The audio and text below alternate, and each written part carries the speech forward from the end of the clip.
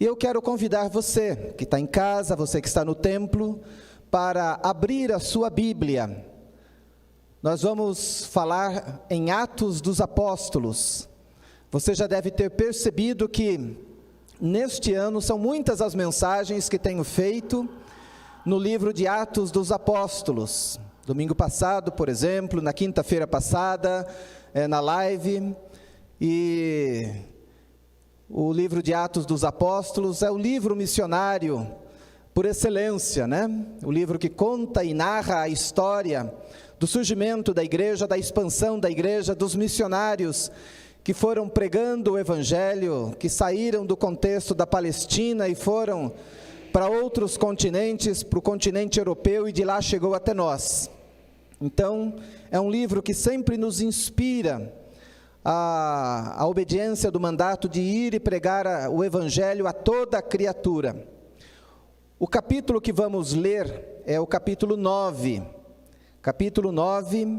e vamos ler os versos, começando de 10 até o 18, Atos dos Apóstolos, capítulo 9, de 10 a 18. Este capítulo abre uma página nova de uma história que vai marcar a história do evangelismo mundial, que é a conversão do apóstolo Paulo. Neste capítulo, então, os primeiros versículos, aí até o versículo de número 9, o evangelista, né, e historiador Lucas registra como se deu o encontro entre o perseguidor da igreja, Saulo, e o Senhor da igreja, Jesus Cristo, no caminho de Damasco. E o texto que vamos ler acontece já na cidade de Damasco, quando Paulo estava ali sem poder enxergar, e então Deus tem um propósito para isto, e nós queremos tirar lições daqui hoje. Diz assim o texto: havia em Damasco um discípulo chamado Ananias. O Senhor lhe apareceu numa visão e disse: Ananias. Ao que ele respondeu: eis-me aqui, Senhor. Então o Senhor lhe disse: levante-se e vá à rua que se chama Direita, e na casa de Judas procure um homem de Tarso chamado Saulo. Ele está orando. E numa visão viu entrar um homem chamado Ananias e impor-lhe as mãos para que recuperasse a vista. Ananias, porém, respondeu: Senhor, de muitos tenho ouvido a respeito desse homem, quanto mal ele tem feito aos teus santos em Jerusalém, e para cá trouxe autorização dos principais sacerdotes para prender todos os que invocam o teu nome. Mas o Senhor lhe disse: vá, porque este é para mim um instrumento escolhido para levar reis, bem como perante os filhos de Israel, pois eu mesmo vou mostrar a ele quanto deve sofrer pelo meu nome. Então Ananias foi, e entrando na casa impôs as mãos sobre Saulo, dizendo: Saulo, irmão, o Senhor Jesus, que apareceu a você no caminho para cá, me enviou para que você volte a ver e fique cheio do Espírito Santo. Imediatamente lhe caíram dos olhos como que umas escamas e voltou a ver. A seguir levantou-se e foi batizado, e depois de comer, sentiu-se fortalecido. Amém. A história do evangelismo, ou a história da expansão do cristianismo, da igreja cristã, é uma história linda embora marcada por perseguições, por prisões, por sofrimentos e também por muita morte. Mas é uma história que apaixona, é uma história que pelo menos deveria nos fazer também nos dispor, a exemplo dos nossos primeiros pais, nos colocar no caminho, nos colocar com um desejo de fazer a vontade de Deus, que continua a mesma, que foi dada por Jesus aos apóstolos, que foi dado aos pais da igreja e aos cristãos nestes 2000 anos de história da igreja. E eu quero conversar com você, tendo como base este texto lido, sobre uma expressão usada aqui no texto para o chamado de Ananias. Levante-se, vá até Damasco, ou até a casa onde está Saulo. Então levante-se e vá, esta é a hora. Eu gosto muito de uma expressão bíblica usada por Deus para se referir a Calebe, texto que está registrado em Números 14, 24. Calebe foi um daqueles 12 espias que Moisés havia enviado por ordem de Deus para fazer uma vistoria, um olhar, né? Fazer ali então um primeiro levantamento do que havia na terra que Deus havia prometido dar a eles. E vocês conhecem a história, que quando eles voltaram, 10 daqueles 12 espias deram um relatório extremamente negativo, que colocou a multidão em polvorosa. Apenas Josué e Calebe tiveram uma visão positiva e de fé. Olharam para Deus e não para os problemas, não para os homens de uma estatura muito grande que havia naquela terra. E foi um momento marcante ao povo de Israel no deserto. E essa expressão que é usada por Deus para se referir a Calebe, para mim é uma expressão muito peculiar, muito importante. Diz assim: mas o meu servo Calebe tem um espírito diferente. Mas o meu servo Calebe tem um espírito diferente. Sempre tem sido fiel a mim. E Deus então continua dizendo: por isso eu farei com que ele entre na terra que espiou, e os seus descendentes vão possuir aquela terra. Mas essa expressão tem um espírito diferente, um espírito diferente da multidão, um espírito diferente dos outros 10 companheiros, um espírito de quem crê, de quem acredita, de quem olha para frente, olha para o futuro, olha para o alto e não para os problemas. Aquele homem era diferenciado. E é exatamente com este intuito que eu gostaria de conversar com vocês hoje, você que está aqui no templo, você que está em casa, mas principalmente falar a você que é homem, que é um Calebe, que eu gostaria que fosse um Calebe. Então essa palavra é para todos, mas com foco principal em nós os homens. E o meu desejo então é falar sobre as oportunidades, sobre os desafios que nós temos diante de nós, nesse tempo tão difícil, conturbado e incerto que nós vivemos, tanto de pandemia, quanto já vislumbrando um tempo pós-pandemia, sobre a missão da igreja, o papel da igreja, e sobre o nosso papel como cristãos, e principalmente nós homens. E há uma crise de masculinidade, no sentido de, pelo menos de quantidade, de pessoas disponíveis, em muitos setores, em muitos segmentos, e principalmente falando da nossa realidade da igreja. Há um número pequeno de homens, e entre estes, poucos têm se colocado à disposição. Muitos têm estado com aquela multidão que apoiou, ou que foi influenciado pelos 10 espias. Poucos têm estado com Calebe, ou agido como tal.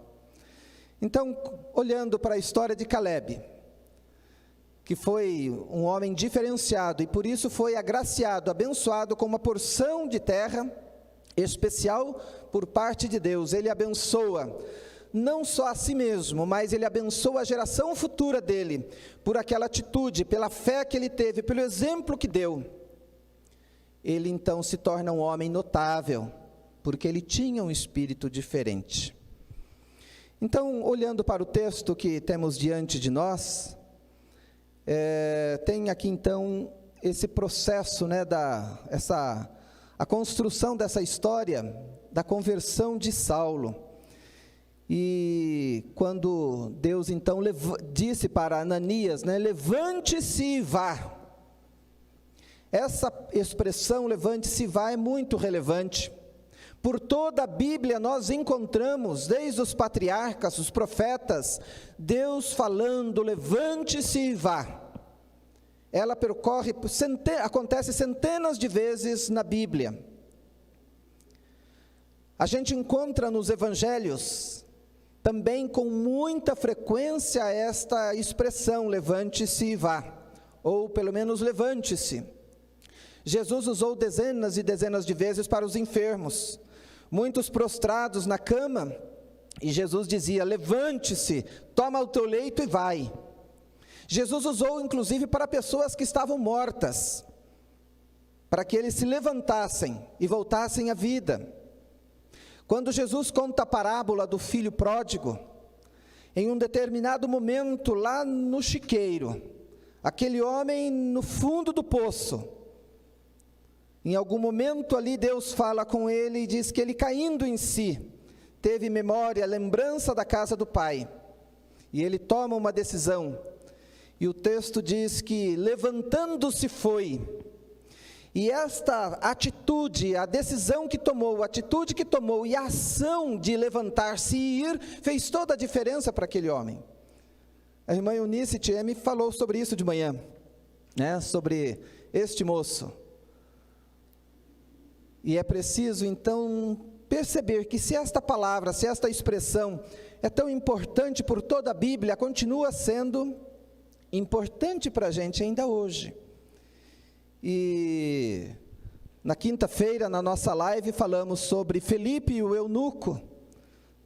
E também encontra essa expressão quando o Senhor disse para Felipe, levante-se e vá para o sul.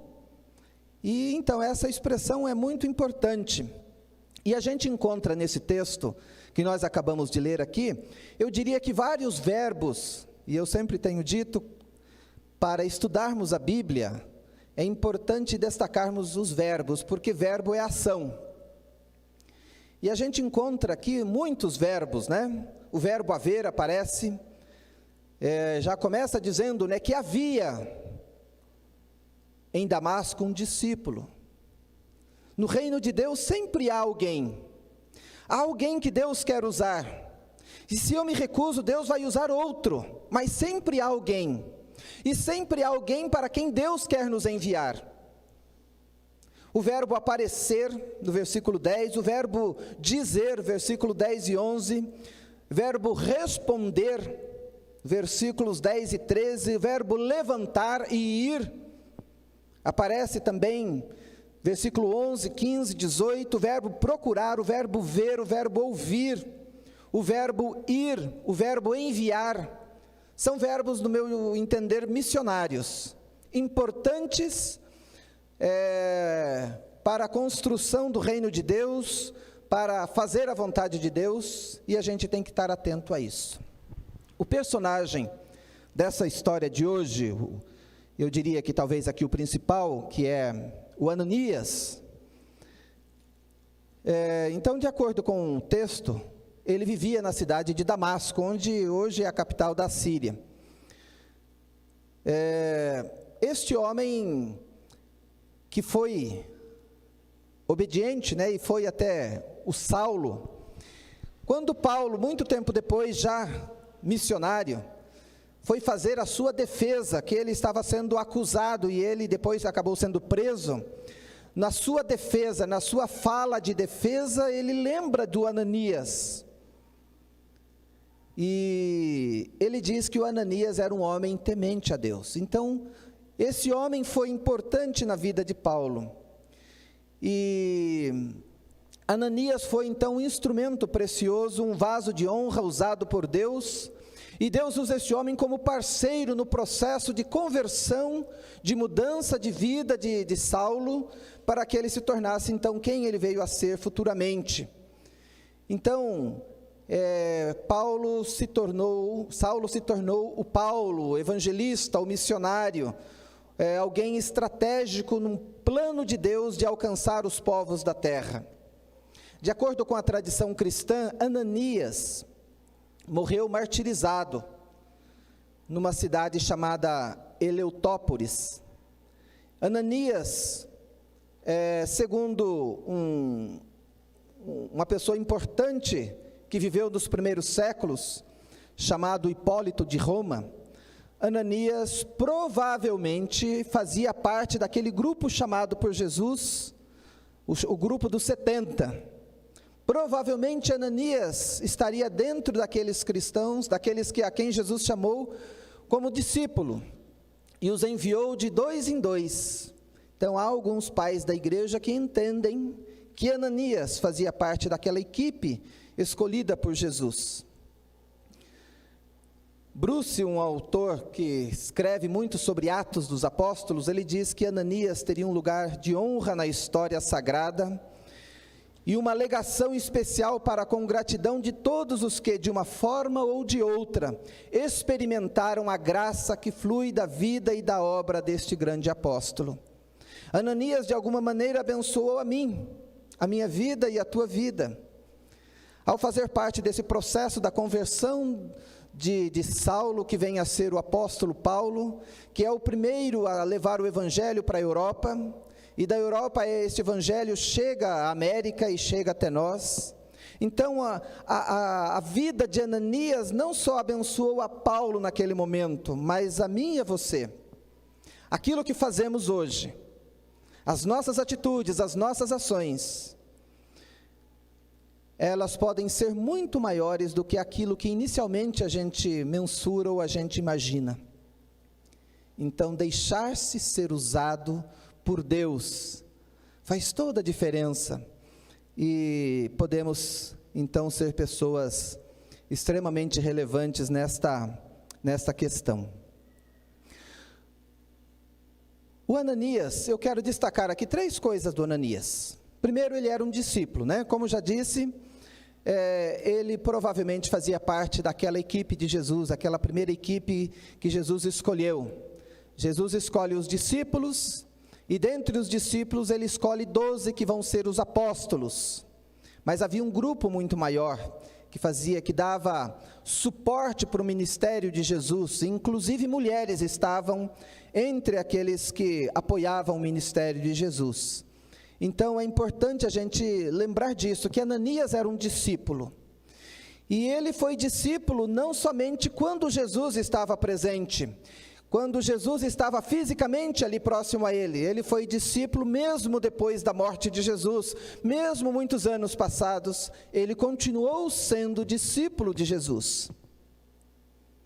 Quantas vezes com o passar dos anos, nós vamos permitindo que a nossa paixão vá diminuindo, que o brilho vá se esvaindo, e a gente perde o amor, o primeiro amor que Jesus faz essa crítica à igreja de Éfeso, quando ele escreve às 7 igrejas da Ásia, lá em Apocalipse, os primeiros capítulos de Apocalipse, a igreja de Éfeso, ele diz: vocês perderam o primeiro amor. Levanta e volta, veja onde vocês erraram, onde vocês caíram, arrepende dos seus pecados e volta. Queridos, eu creio que você lembra o dia que você professou a sua fé, que você fez o seu batismo, o dia que você disse sim para Cristo Jesus. Talvez isso já esteja num passado muito longínquo. E se você não tiver com Alzheimer, talvez você lembre provavelmente com muita clareza.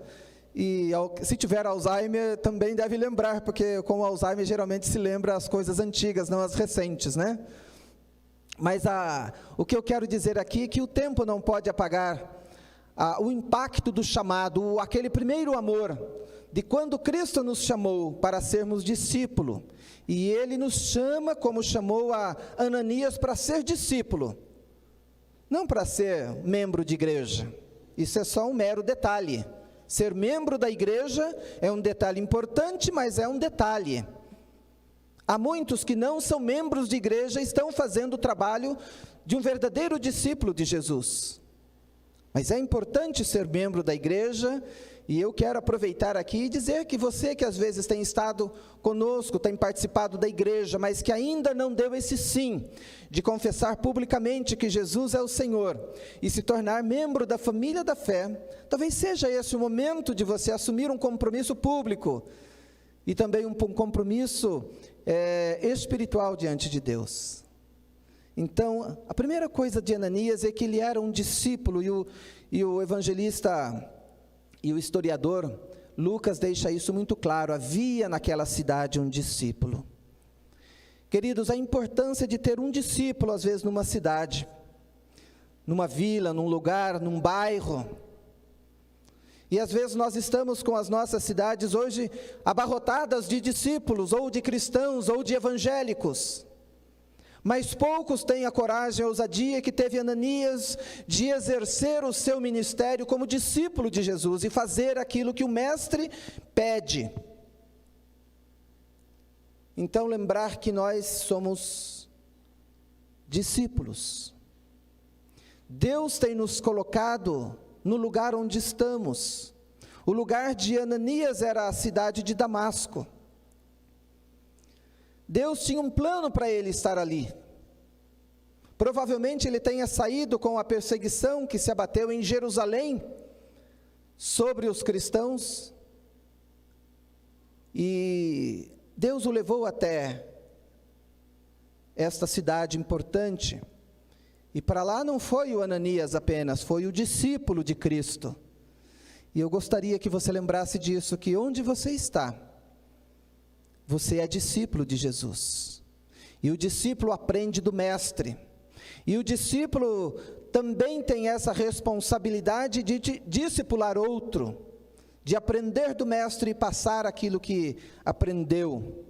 Então, lembrar que Deus ainda hoje continua chamando, e Ele tem nos chamado para sermos discípulo. E como tem sido o nosso feedback para com Deus? Qual tem sido a resposta desse chamado? Tem sido sim ou não? O Ananias disse sim, mas apesar de ter questionado a Deus, e questionar a Deus não é pecado, Ananias disse: mas Senhor, esse homem é um terror dos crentes, ele persegue, ele tem sangue nos olhos contra nós, isso pode ser um truque dele, para nos atrair, agora o Senhor me manda para a fera. E Deus então sossega o coração do Ananias e diz: não, fica em paz, vá. E ele levantou e foi. Então, lembra que Ananias era discípulo, você é também um discípulo. O texto também nos mostra em Atos 22, 12, o texto faz referência então àquela mensagem de Paulo, a sua defesa, quando ele foi preso. Ele, na sua defesa, cita então o Ananias, e diz o texto então que Paulo fala sobre aquele momento em que Ananias entrou no quarto onde ele estava, e ele se refere a Ananias dizendo: Ananias era um homem temente a Deus segundo a lei, e tinha um bom testemunho de todos os judeus que habitavam ali. Atos 22, 12. Muito tempo depois, então, da morte e da ressurreição do mestre, ele continuava sendo discípulo, e ele continuava sendo um cristão valoroso de bom testemunho. Essa é a segunda coisa que eu quero destacar do apóstolo Paulo. Ele era um homem que tinha um testemunho visível e bem aceito, bonito, diante da comunidade, da sociedade onde ele vivia. As pessoas viam este homem com bons olhos. Era um homem íntegro, um homem reto, honesto. Ele tinha valores importantes, ele tinha fé, ele era temente a Deus, ele guardava os preceitos da lei do povo de Deus. E o discípulo verdadeiro não é aquele que leva a sua vida de qualquer jeito, não é aquele que dá mau testemunho. E há muitas maneiras de darmos maus testemunhos, né? Esses dias eu fazia menção aqui, né, de pessoas que às vezes alguém planta e ele arranca com o mau testemunho. Fiz menção aqui de uma irmã da igreja que se tornou empecilho para uma família nova chegando na igreja. Ela cantava no louvor, mas ela e a família dela deviam na loja desse irmão, que me procurou e disse: não volto mais aqui, pastor, eu não consigo assistir o culto, e toda a história que já se passou, que a mãe dela nos disse, embora só a jovem fosse da igreja, e ainda uma crente relativamente nova.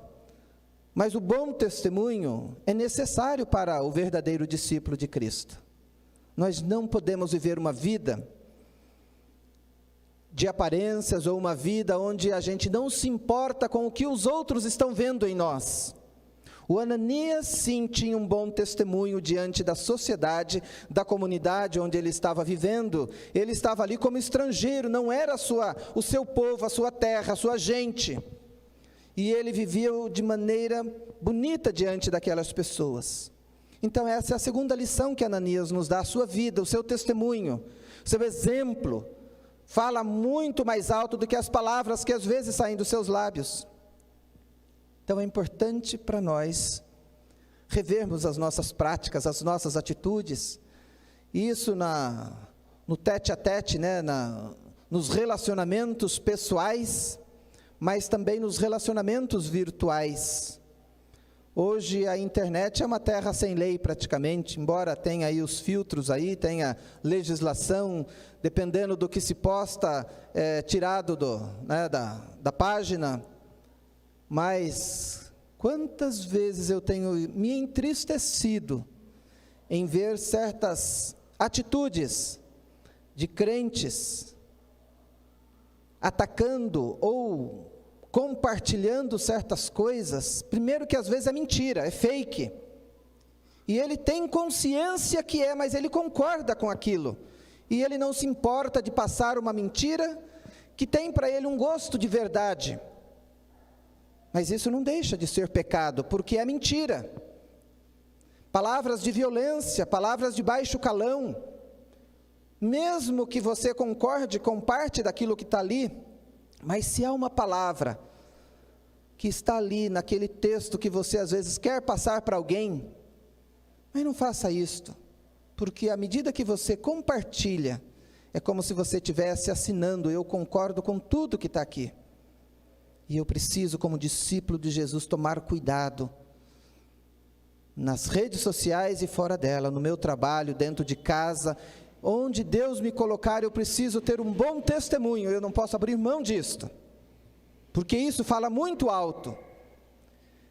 E o nosso personagem aqui tinha um bom testemunho diante das pessoas. A terceira coisa que ele me ensina, ele que era um discípulo com bom testemunho e obediente. Sim, o versículo 17 diz que Ananias levantou e foi. Obedeceu ao chamado de Jesus, ou do Senhor, como diz o texto. Ele não apenas ouviu, porque é um privilégio às vezes ouvirmos a Deus. Deus fala conosco de muitas maneiras. Aqui, Ananias teve uma visão. É um privilégio receber ter uma visão, receber uma visitação de Deus. Saber que Deus de alguma maneira está querendo falar ou está falando conosco. Mas se ficar apenas nisto, não tem sentido, não passa disto. E Ananias então nos ensina como homem e o que ele fez foi o grande diferencial que fez com que ele entrasse para a história. Ele obedeceu, ele levantou e foi. Mesmo tendo questionado a Deus, ele foi obediente e levantou daquele lugar, saiu da sua casa e foi até onde estava Saulo. Isso inclui então Ananias para a história do desenvolvimento da igreja, da expansão do reino de Deus, e fez dele alguém que nos abençoasse até hoje. Ser obediente é fundamental na caminhada cristã. Homens e mulheres, obedeçam ao seu Senhor, obedeçam a voz que tem falado contigo, com cada um de vocês, conosco, através das Escrituras.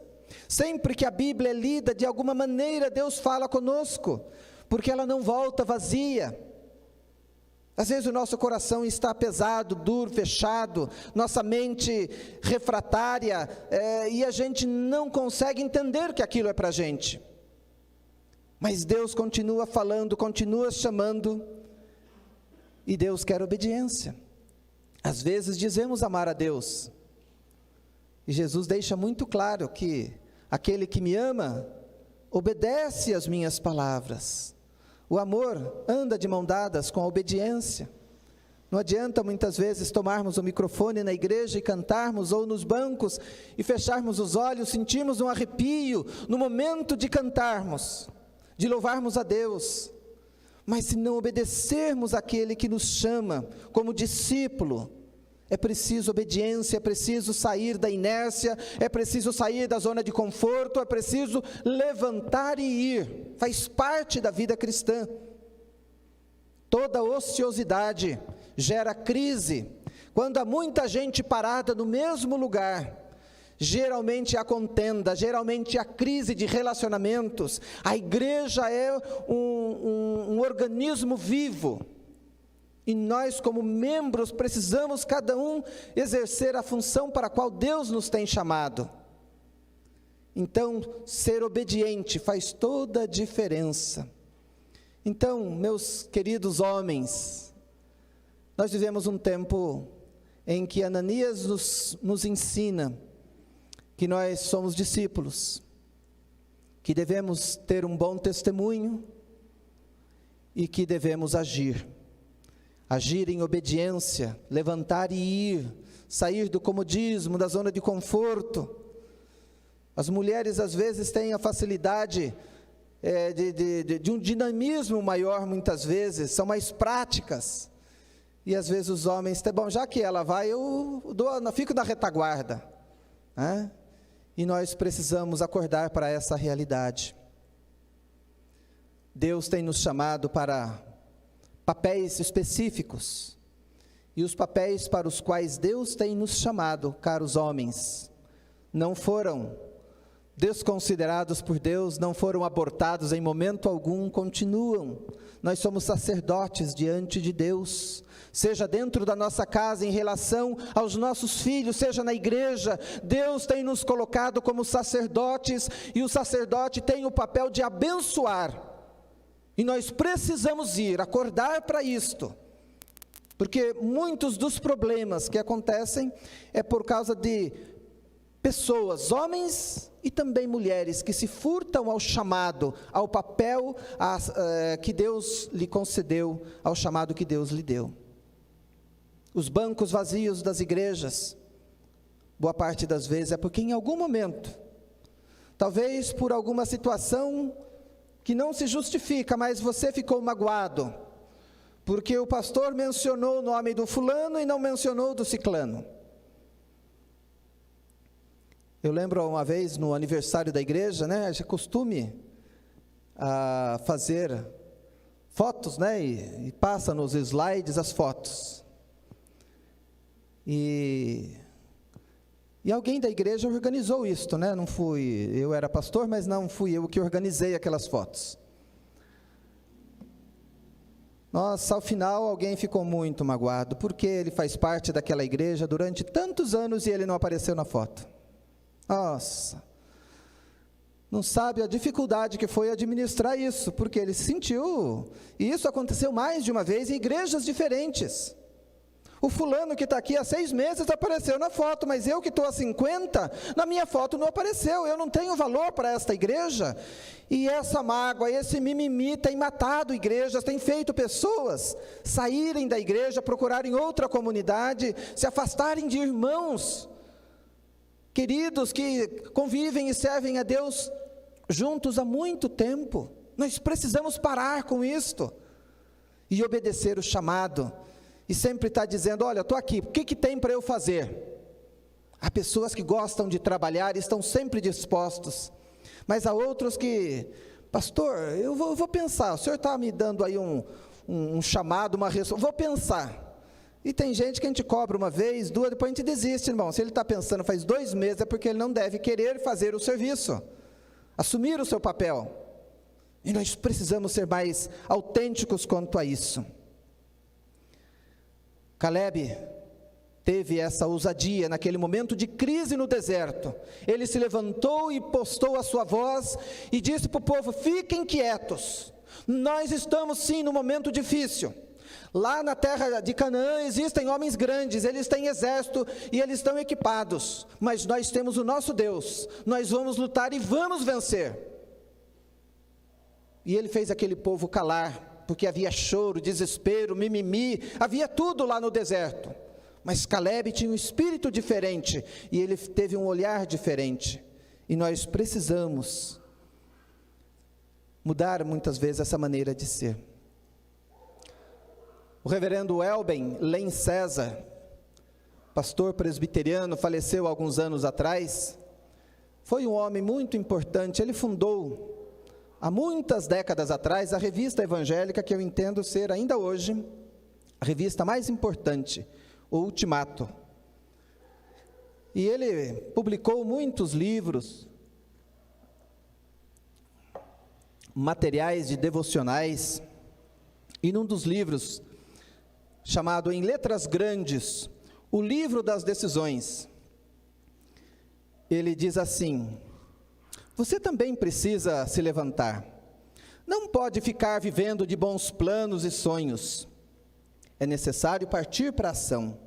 Levante-se agora. Chega de ensaios, de tentativas abortadas. Levante-se das trevas para a luz, da incredulidade para a fé, da apatia para o vigor de espírito, da desordem para a ordem, da desobediência para a obediência, da morte para a vida.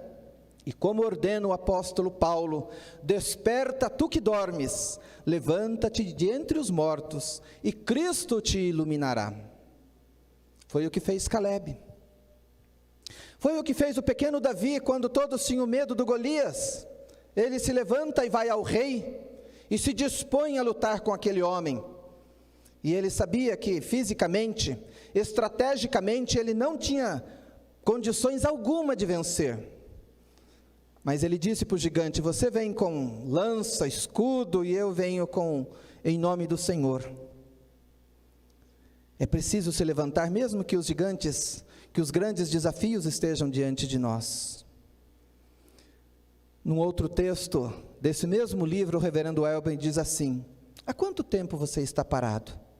Chega de preguiça, chega de moleza, de marasmo, de apatia, de imobilidade, levante-se e vá. Chega de planejamento, de pesquisa, de sondagem, de teoria, de pós-graduação sem fim, levante-se e vá.